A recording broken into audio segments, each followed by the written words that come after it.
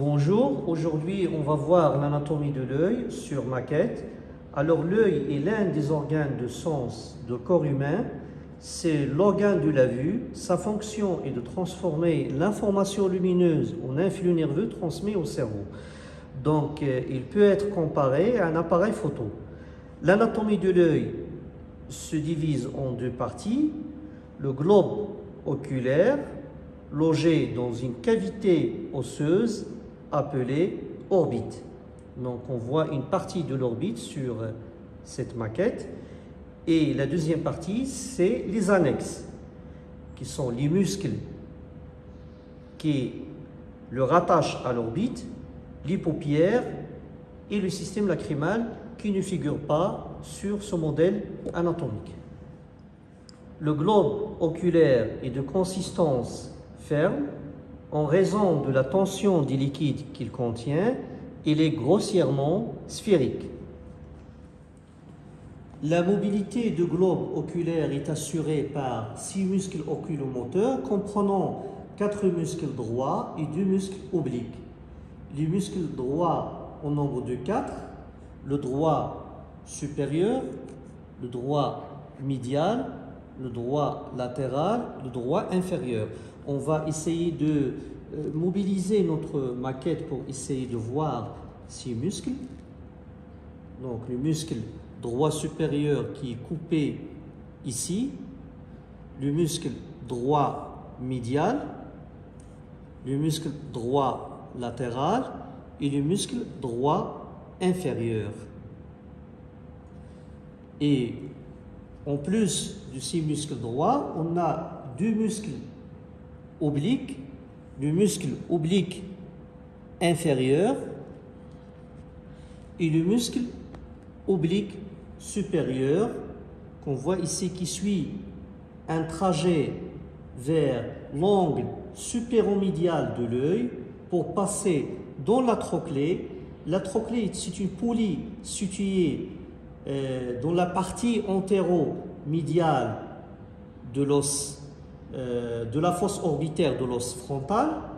Après, il fait un coude pour passer vers le haut et l'arrière et pénétrer sous le muscle droit supérieur et s'insérer enfin sur la sclère. Il faut savoir que l'ensemble de ces muscles, c'est-à-dire les muscles droits, prennent origine au sommet de l'orbite par un tendon commun qu'on voit ici sur cette maquette, appelé le tendon du Dzin, qui s'insère sur le corps du sphénoïde. Et leur terminaison, c'est-à-dire la terminaison du muscle droit, se fait sur la partie antérieure de la sclère à proximité du limbe. Donc on va continuer d'analyser cette maquette et nous pouvons voir sur cette globe oculaire cette structure brillante ici. Si je tourne ce modèle de côté, on pourra mieux la voir. C'est la cornée. Et c'est le premier élément par lequel pénètre le rayon lumineux dans l'œil. Si quelqu'un, par exemple, doit porter des lentilles de contact, ces lentilles reposeront juste au-dessous de la cornée. C'est comme si vous avez une nouvelle cornée. Et d'ailleurs, la cornée, c'est le premier dioptre du système optique oculaire. L'obtention d'une image nette sur la rétine nécessite la transparence absolue de la cornée. Et cette cornée va se continuer avec une couche blanche, c'est la sclère. La sclère peut être vue en avant à travers son enveloppe conjonctivale comme le blanc des yeux. Il est percé en arrière par le nerf optique. La zone d'union entre cornée et la sclère s'appelle l'ulembe. Et c'est dans l'ulembe circule le sinus veineux de la sclère. Maintenant, on va essayer de disséquer le globe oculaire. Et deuxième couche qu'on va trouver juste en dessous de la sclérotique ou de la sclère, c'est la choroïde. La choroïde qui est richement vascularisée, qu'on voit parfaitement sur cette maquette, et il est fermement attaché à la rétine en dedans. Je dissèque et j'enlève la choroïde, je trouve la couche profonde, c'est la rétine.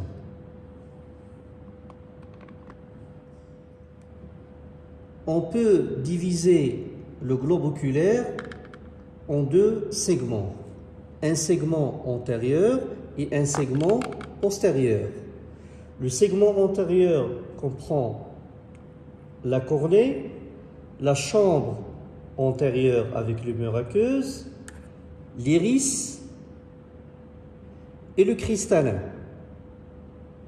Le segment postérieur comprend la sclère, la choroïde, la rétine et le corps vitré.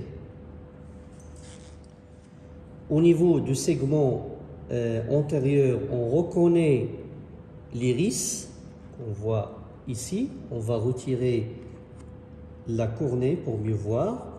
Alors l'iris qui est un diaphragme vertical, on va essayer de remettre ça en place pour mieux voir, un diaphragme vertical et circulaire qui règle l'entrée de la lumière dans l'œil. Son centre est percé d'un orifice, c'est la pupille.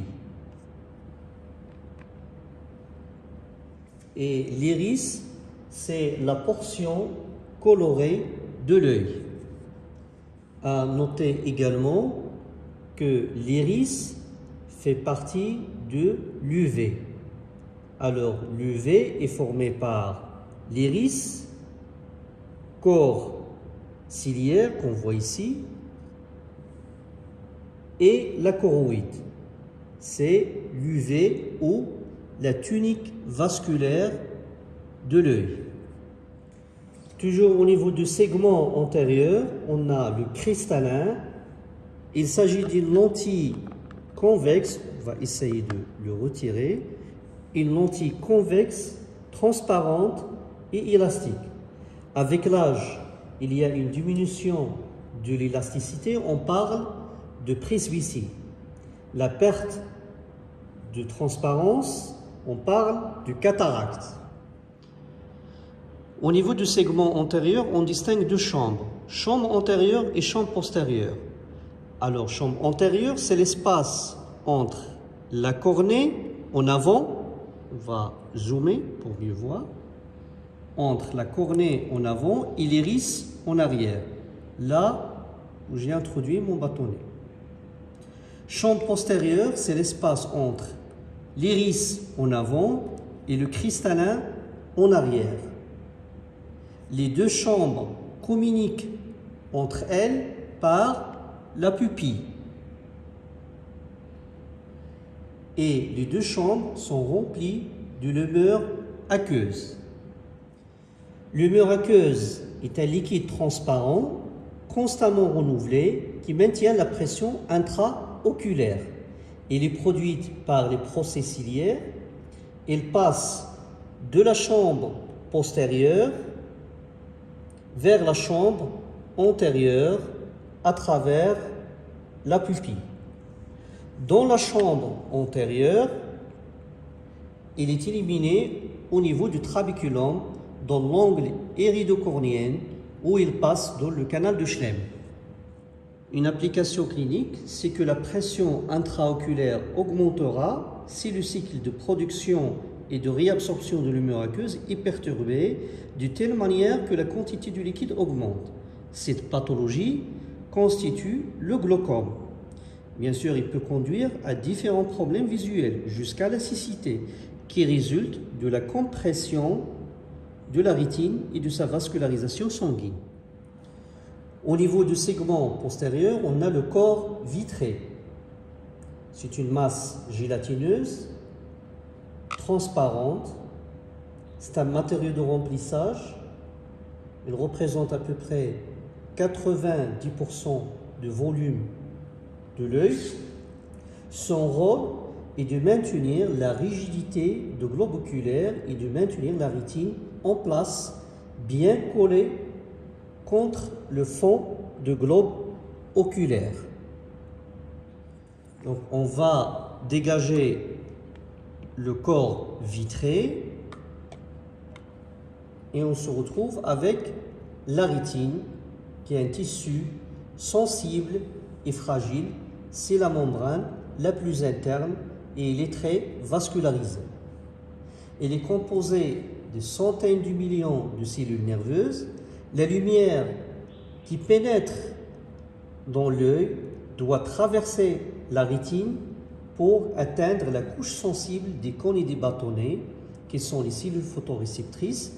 Et ce sont ces cellules qui captent l'influx nerveux et le transmettent au cerveau pour le décoder et former une image.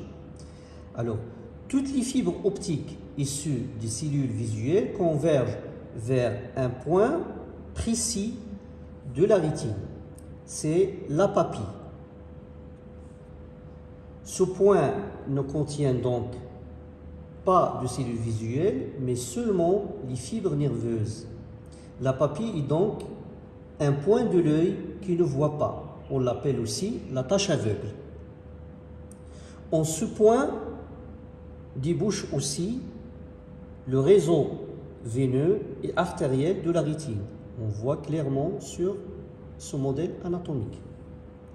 Et les fibres optiques se rejoignent toutes là pour former un câble appelé nerf optique.